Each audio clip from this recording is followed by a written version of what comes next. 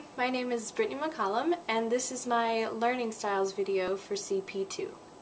I took the test a few days ago, and I learned that I am a type 1 and 2 learner. I had a tie, and I agreed with the results, and I think being more comfortable in more of the learning styles will help me as a teacher, and I won't have to be as far out of my comfort zone for some lesson plans per se, and I think it might help my students for me to be so versatile in my learning.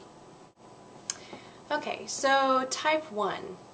I'm not a poster child for type 1, but I am very much like a type 1. I reflect and ponder on a lot of aspects. You know, that didn't surprise me that was one of the descriptions. I always reflect and think about anything that's ever happened in life or school or anything. I always have to reflect on it and think about it and alone, and then when I talk it out with people, that's when I really understand things.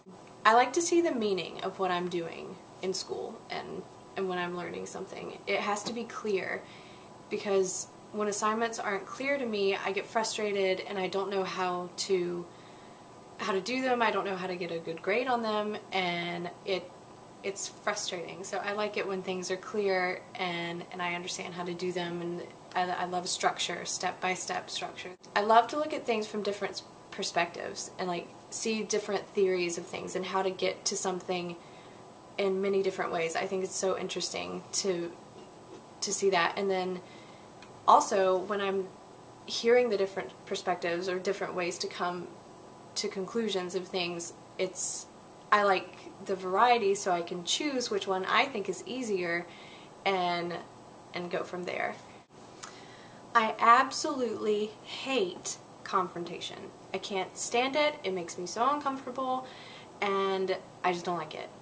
But when I absolutely have to, I do it, but I do it through dialogue, and I just start a conversation and do a lot of listening and see, you know, I try to organize it in my head as I don't want to say anything to offend anybody, but I hate confrontation. I can't stand it. Something I do need to improve on, being a type 1, is working under pressure and taking risks. I don't do very well under pressure. I do okay, but it's just out of my comfort zone, and I don't enjoy it as much. And taking risks, I'm not a big risk taker, but when I do, I feel great about it afterwards. But to get me to do it, that's the hard part. And as a teacher, I definitely need to learn how to step out and take more risks and cater to their learning needs and keep them entertained in the classroom, and so they can learn something and not, you know, drift off. And so overall, I just need to step out of my comfort zone and take some risks. There were definitely some similarities between type 1 and type 2, like looking for structure and examining the details and specifics and really thinking things through.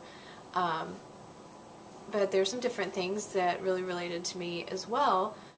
My goals have to be personally effective to me. I have to know that my goals are going to help me in my life, and I also like to form theories and concepts and try to look at things from a perspective of, well, I already know this, so I can apply that to this other thing and try to learn more from there. And so I definitely use knowledge that I already have and apply it to new things while I'm learning them. Something that I need to improve on related to a type 2 learner is creativity.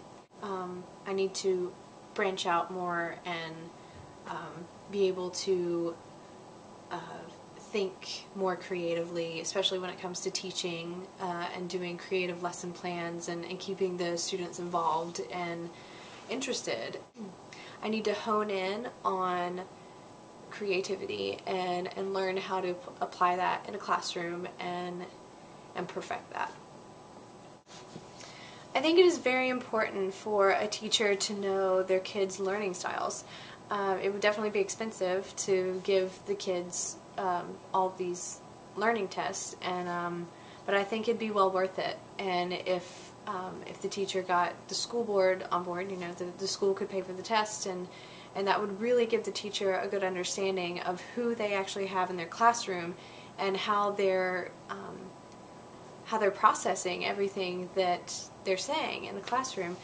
And I think it would be so useful to have that, and if I have the means to do so, I will definitely use learning tests just to see who is in my class and how they learn and how they process things. And when I know that, I feel like I can be a better teacher and cater to the different needs of the different types of learners.